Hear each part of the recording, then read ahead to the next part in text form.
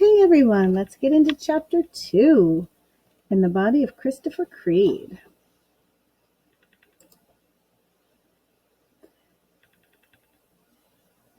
Being that Sunday is the first day of the week, I guess Sunday was a fitting day for my life to start to crash. I guess in some people's mind, Sunday is an unusual day for bad luck because it's a religious day and people's lives should get better on a religious day, or at least remain equalized until Monday.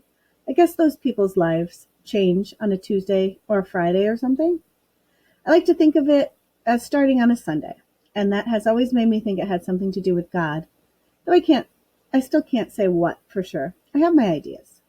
There are plenty of people out there who would probably ask, how can you imagine God in a foul bunch of happenings, you pig? I wouldn't like to answer that except to say that I don't imagine he was up there asleep. I ended up in the front pew at church, me and my best friend, Alex Arrington. It was a small church, but most of the people in Steepleton went there and made their kids go there. We'd each had the standard argument with our parents that while we had nothing against God, we didn't learn anything because church was too boring. And they should not be forcing us to go now that we're juniors. I don't know how Alex's parents combated him, but my dad said he stood by his answer from when I had argued, now that I'm a sophomore and now that I'm a freshman. I don't remember those arguments, but arguing with our families about any religious matter always seemed kind of purposeless. Around Steepleton, people could quote scripture, and what do you say back to that? So who says the Bible is true? I wouldn't even push it that far, but I would think if the Bible is so magical that people around here quote it all the time, how come it can't perform the magic that would keep church from being boring? Whatever. We always waited until the last minute to go in, and since nobody likes to sit up front in a church, if you came in last, you were stuck in the front pew. I looked down the row, past Alex to Ryan Bowen and the Kyle twins, Eddie and Pat. Sitting still for an hour was pretty much an endurance test for those three, probably more so than football practice. They're too crazy to sit still, and I don't think they know how to use their thoughts for entertainment value.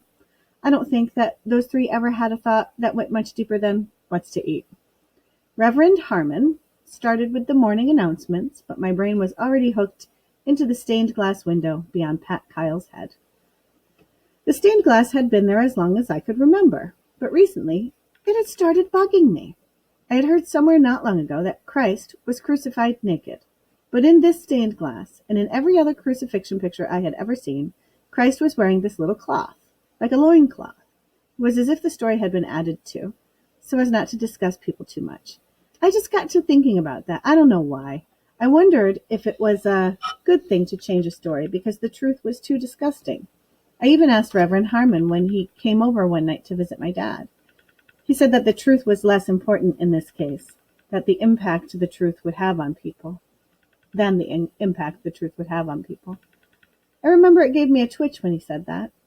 I'm not sure why. I mean, it was bad enough to see Jesus hanging there without him being naked, but it struck me that the church is always saying you shouldn't lie, and here was one. Pastor Harmon makes dumb puns all the time. He says to me, Tori, it's not a lie, it's a cover-up. Alex's church bulletin caught my eye. He was writing on it, you're staring at my ear. He handed me his pen and I wrote on mine, above your ear. He glanced over the Kyle twins' head, at the air, at the stained glass window, at the ceiling, and he sighed. He wrote, what are you thinking about, oh abnormal one? After a minute, I decided on band, who's coming over to strum and drum. My friends had some clue I was abnormal, though they didn't know the full extent of it. They knew I could stare off into space sometimes and not be hearing them until they shoved me.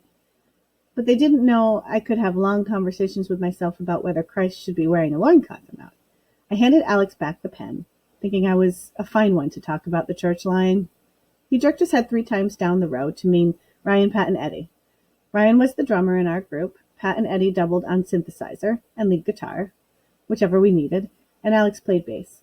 I was better at acoustic guitar, but could switch off to lead. We were almost good enough to have gigs, but not quite. We had something has happened, Reverend Harmon said over our heads, and I guessed he was finished with the announcements. My eyes floated up off my sneakers as he went on.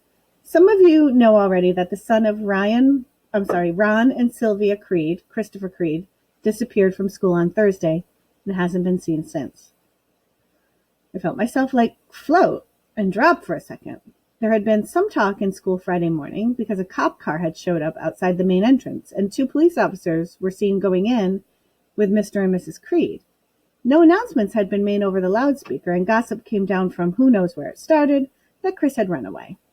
It was just kids talking, along the lines of, where did that twerp get the nerve to take off? With his El Stricto parents, who would have thought he had the guts? If I were him, I would have run away from this school 10 years ago, man. Nobody ever cut him a break. Reverend Harmon went on. The Creeds have asked to say a word to all of you this morning, and I certainly think that's appropriate. Very appropriate. I heard the clicking of high heels on the tile floor. It was loud, but Mrs. Creed always had that loud, here I come sort of stepping. I saw out of the corner of my eye that Mr. Creed was with her, but his rubber soles hardly made any noise.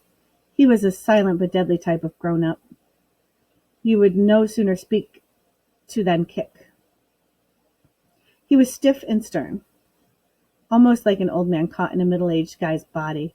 Mrs. Creed did all the talking usually. He did all the frowning. Even that day, she came up to the podium while he stood behind her. She cleared her throat a time or two. First, we'd like to thank all of you who helped search the woods and the creek yesterday, Mrs. Creek said in this quieter than usual voice.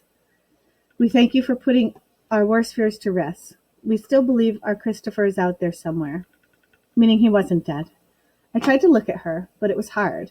By Friday afternoon, this rumor had leaked out that he might have committed suicide, not run away. Probably a lot of kids thought that was really sad, but you heard it loudly from the ones who thought it was a riot. At football practice, guys were placing bets on how he might have done it. It ran the range of taking an overdose of cafeteria food to swallowing a bunch of plastic explosives he made with his chemistry set. Someone said he had sex with Mary Carol Baines, who could stand to lose about 400 pounds, and systematically crushed him. Stupid stuff. It's like there were too many one-liners about it, and I wondered if I was the only one who kept wanting to flinch.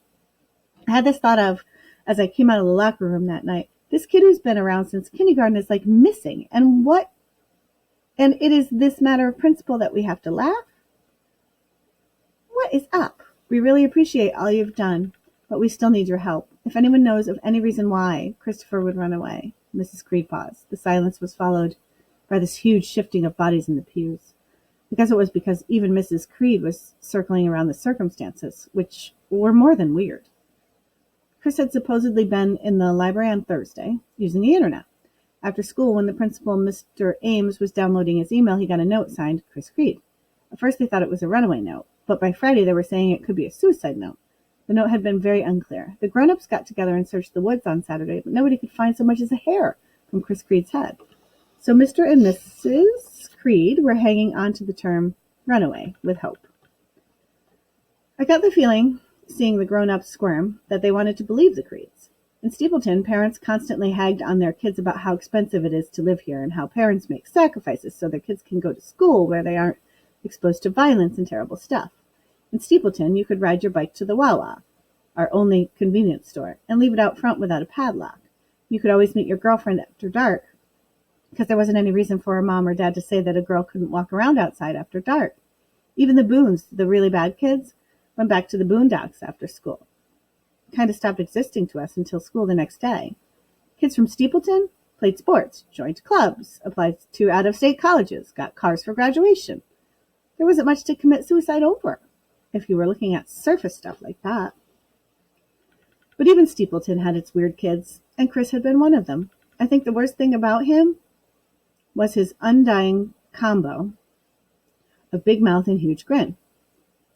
He seemed to forget from one day to the next who he had pissed off.